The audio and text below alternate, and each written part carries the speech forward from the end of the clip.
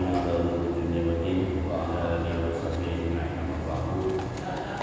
قال سبحانك لا علم لنا إلا ما علمتنا إنك أنت العليم الحكيم ولا حول ولا قوة إلا بالله العلي العظيم. اشرح لي صدري ويسر لي أمري واحلل عقدة من لساني يفقهوا قولي. قال الله تعالى في القرآن الكريم أعوذ بالله من الشيطان الرجيم بسم الله الرحمن الرحيم.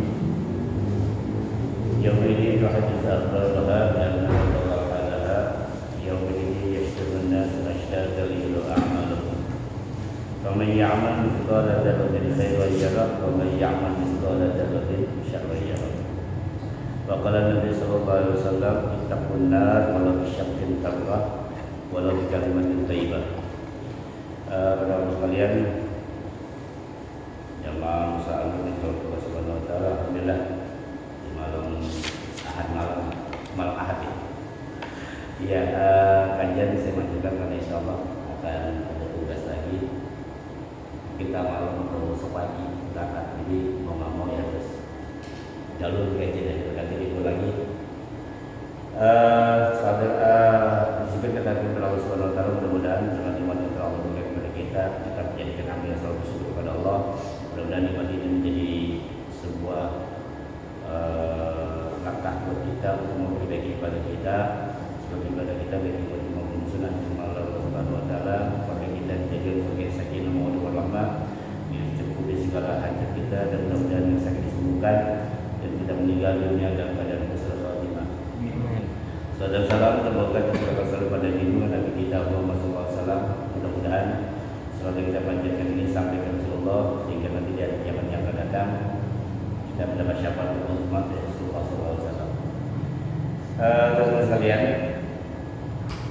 hari ini kita lanjutkan surat Al-Zalzalah ya, ayat 6, 7, dan 8. Kemarin pertemuan yang lalu sudah kita bahas tentang Al-Zalzalah, di mana Al-Zalzalah berarti guncangan yang sangat dahsyat, di mana saat itu diceritakan dalam Al-Quran bahwa nanti pada hari kiamat itu, sebelum kiamat datang, diawali dengan guncangan yang dahsyat. Makin dahsyat dan guncangan itu sampai seluruh isi perut bumi keluar, ya. Jadi benturan di mana-mana digambarkan dalam surat Al-Qur'an kemarin. Karena Allah gambarkan situasi kiamat itu diawali dengan dentuman keras, lalu jadi guncangan yang sangat dahsyat, sehingga saat itu manusia sudah tidak lagi ada kehidupan. Ya. Kita sudah bahas juga kemarin bahwa malaikat Israfil itu ketika menyusahkan alam, maka alamnya hancur. Alamnya hancur termasuk kita. Jadi yang namanya makhluk itu semuanya musnah. Karena yang namanya makhluk itu hadis itu artinya baru. Ada awalnya, pasti ada akhir. Beda sama Allah. Allah itu memiliki sifat baqa, kekal. Kemudian juga Allah itu tidak akan mati, karena yang mati adalah dalam makhluk. Baik, kemarin juga sudah kita bahas bahwa yaumil tuhadis akhbaraha, bahwa bumi itu di mana kita berpijak ini akan berbicara nanti pada hari kiamat yang akan datang.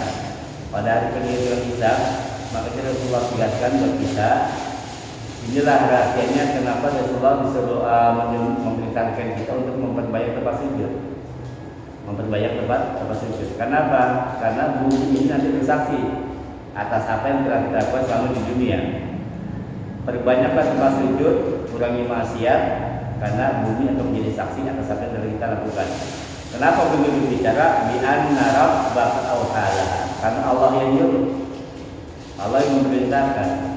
Sebenarnya kalau bicara keinginan bumi udah malas nih nampung kita.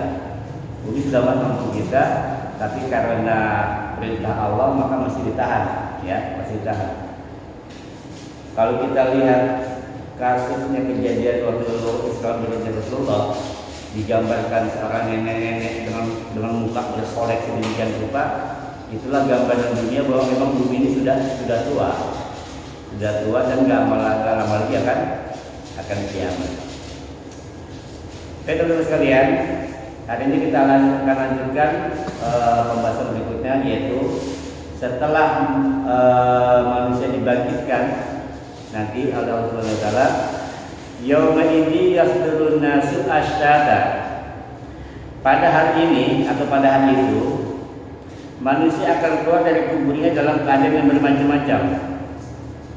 Nanti setelah malaikat Israfil menyiksa kapal yang kedua, manusia akan dibagikan dari kuburnya, dibagikan dari kubur. Mulai sejak zaman Nabi Adam sampai nanti hari kiamat, seluruh manusia itu akan dibangkitkan oleh Allah Subhanahu Wa Taala ashtata dengan bermacam-macam, ya, tergantung dari amalnya. Makanya kalau kita dalam cerita guru kita dulu kan ada nanti dibangkitkan dalam kondisinya kepala babi, badan orang itu kan, ada yang bentuknya palanya anjing, ada bentuk macam-macam, tergantung dari karakter dia ketika hidup di dunia. Maka sebenarnya asyata, sebagai ulama mendapatkan pendapat demikian. Ulama lain mengatakan yang sebutan asyata itu apa? Mereka kembali dari tempat penghisaban dalam keadaan tercerai-berai dan bermacam-macam. Nah, makanya nanti manusia itu ketika setelah dihisab pada hari kiamat yang akan datang, itu akan tercerai-berai. Bisa jadi nanti anak akan lepas dari orang tua lepas dari anak, istri sama suami itu akan pisah. Ya, akan berpisah. Pada hari nanti itu tidak lagi berguna la yanfa'u malun wala banun. Enggak ada lagi yang namanya harta, anak itu enggak bisa membela. Ya. Dikatakan juga bahwa nanti di hari kiamat akan berlarian menjauh. Yauma yafiruna min akhihi wa ummihi wa abihi wa sahibatihi wa bani. Itu Allah tegaskan dalam Al-Qur'an, nanti itu akan menjauh. Anak akan menjauh, istri menjauh.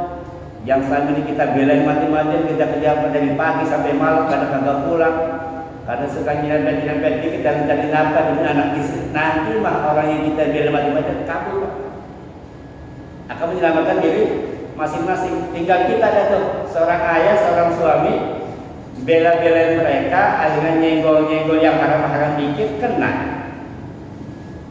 Makanya Allah tegaskan Al-Qur'an, yang namanya istri, anak itu fitnah, ujian buat kita. Karena walau bagaimanapun tetap aja mereka tanggung jawab kita. Ya, makanya nanti di hari itu akan saling tercerai-berai, udah gak nyatu lagi tuh. Ya. Kemudian pada prinsipnya secara umum manusia itu nanti akan dijadikan menjadi dua golongan besar. Satu golongan kanan, satu golongan kiri. Para malaikat diperintahkan untuk membawa mereka yang berbahagia ke dalam surga. Jadi setelah dihisab nih, dihisab, dihitung, itu kan amal ibadahnya. Nanti dengan sendirinya akan digiring tuh kita. Akan digiring, yang bahagia akan digiring ke surga, adapun yang celaka akan digiring ke dalam neraka. Menurut seorang ulama yang bernama Ibnu Juraij, mereka tercerai-berai, terpisah-pisah dan tidak dapat berkumpul satu sama sekali. Ya. Bahkan Asadi mengatakan bahwa mereka makna dan asyat itu adalah golongan-golongan. Jadi nanti golongan orang-orang itu akan berbaris sesuai dengan karakter masing-masing. Kita pernah mendengar tuh ya. Nanti ada golongan bapak-bapak yang bertakwa kepada Allah, nanti di bawah benderanya Sayyidina Abu Bakar, ya kan? Para pemimpin yang adil, yang pemimpin yang sejahterakan rakyatnya, pemimpin yang senantiasa membela rakyatnya, nanti akan ada di barisannya Umar bin Khattab. Para dermawan, orang kaya yang dermawan, yang senantiasa menafkahkan hartanya, nanti akan ada di barisannya Utsman bin Affan. Para pemuda yang bertakwa kepada Allah, selalu iman kepada Allah, dia akan berdiri di belakang barisannya Hasan dan Husain. Jadi nanti akan ada bendera-bendera, ya, akan ada golongan-golongan yang dipimpin oleh para sahabat sebagai simbol amal perbuatan kita selama hidup di dunia. Sama dengan mereka yang berbuat maksiat pun akan nanti berada di golongannya Fir'aun, golongannya Qarun, golongannya Namrud, golongan orang-orang yang memang dimurkai oleh Allah Subhanahu wa Ta'ala. Sama kalau kita belajar di lapangan tuh kan ada pasukan-pasukan kan, pasukan A, pasukan B, pasukan C. Nanti kita ada sama tuh. Entah nanti amal kita yang terbanyak mana, nanti kita akan masuk ke barisan itu. Walaupun kita melakukan berbagai macam amal ibadah selama hidup di dunia, nanti akan ketahuan yang paling banyak yang mana. Apakah sedekahnya, apakah apanya.